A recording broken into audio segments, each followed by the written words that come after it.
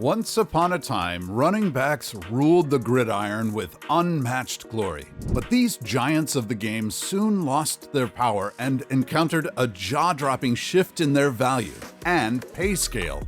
More and more running backs are not getting that big second or third contract. Continue watching as we walk through the evolution of the running back position.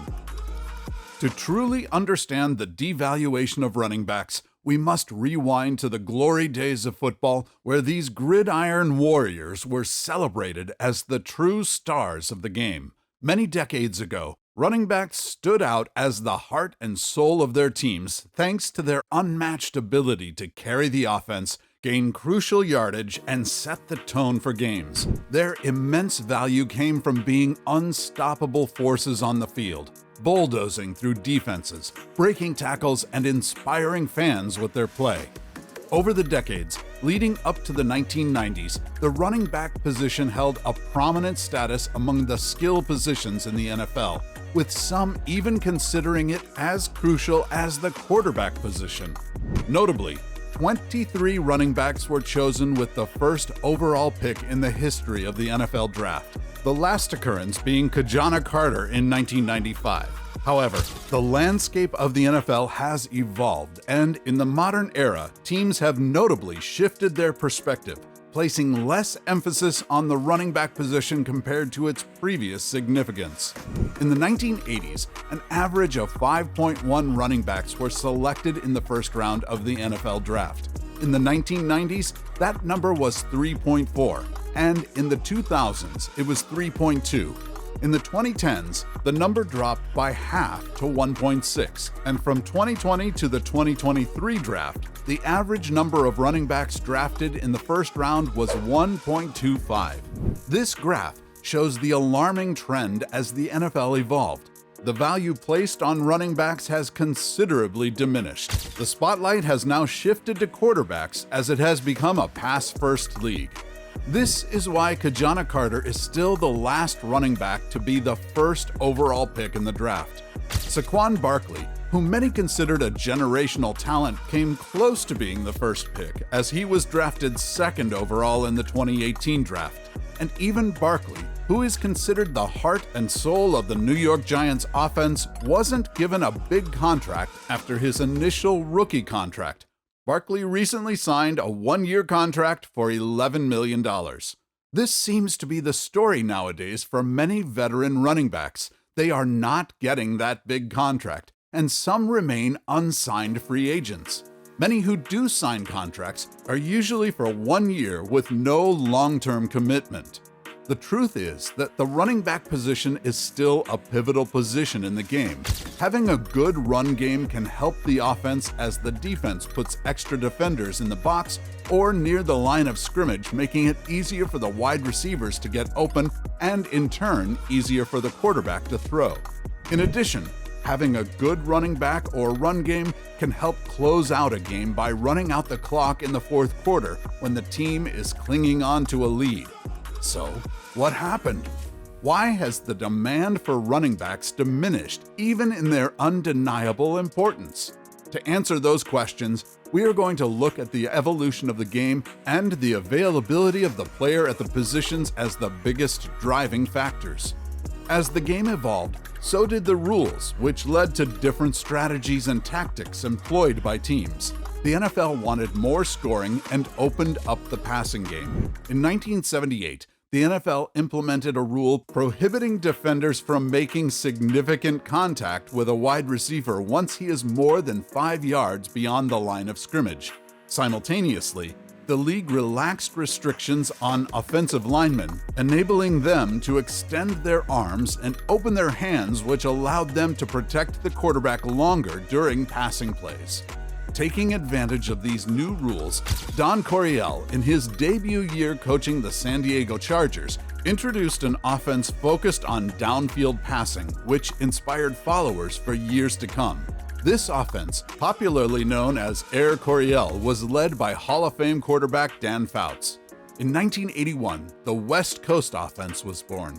The West Coast offense is a strategic form of offense that was popularized by coach Bill Walsh during his time with the San Francisco 49ers. It involves short, lateral passes to stretch defenses and create opportunities for long runs or passes. In 1988, the no-huddle offense was born. Cincinnati coach Sam Wyche introduced a radical no-huddle offense, propelling the Super Bowl-bound Bengals to lead the NFL in points, yards gained, first downs, and yards per passing attempt. Quarterback Boomer Esiason, the league's most valuable player, demonstrates remarkable pre-snap adjustments akin to Manning and Brady in later years. In the 1994 season, the NFL renewed its emphasis on prohibiting defensive backs from jamming receivers more than 5 yards downfield, and as a result, passing statistics skyrocketed that year. On January 18, 2004, New England secured a spot in the Super Bowl by defeating Indianapolis with a score of 24-14, a game that had significant implications throughout the league. Following coach Bill Belichick's instructions, the Patriots adopted a strategy of hitting Colts receivers aggressively whenever possible.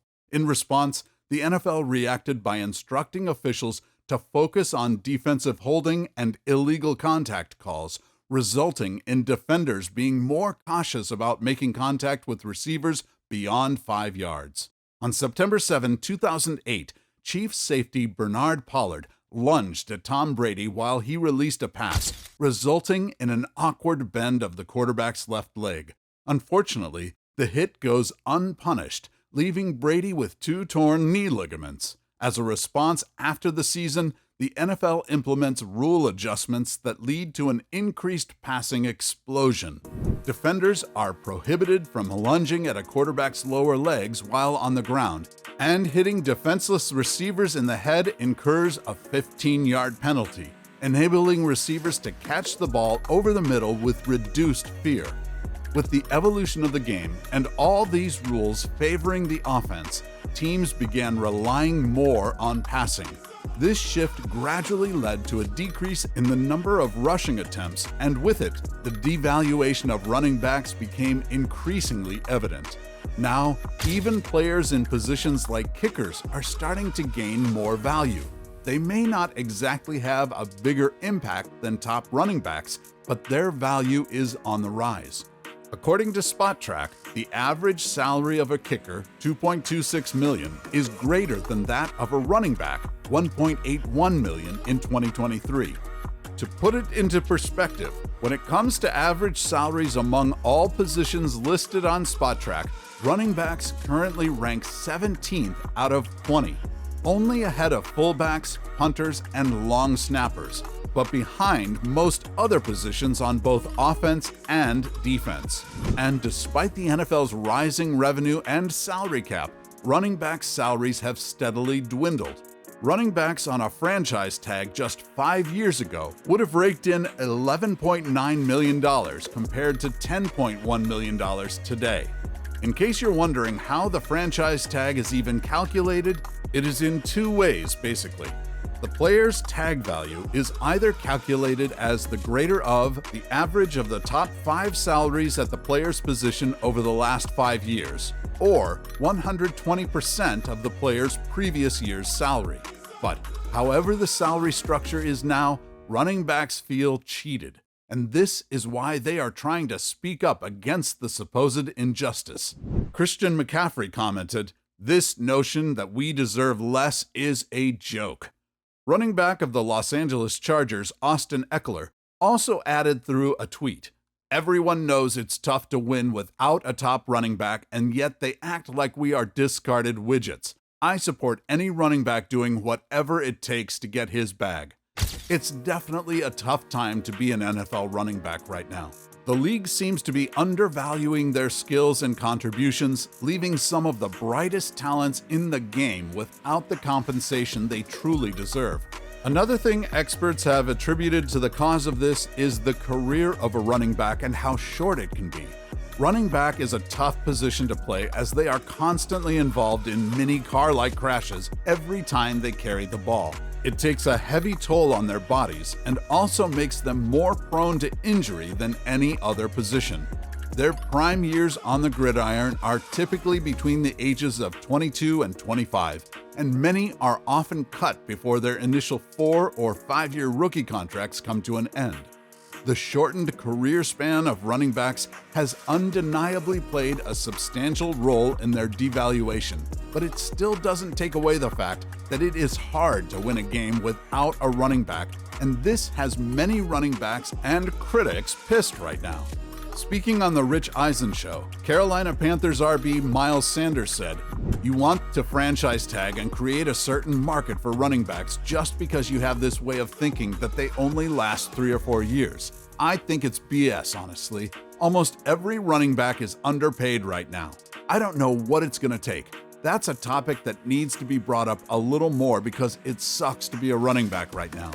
This recurring narrative casts a spotlight on the daunting financial challenges faced by running backs in the unforgiving realm of the NFL. And things have got to change, but will they?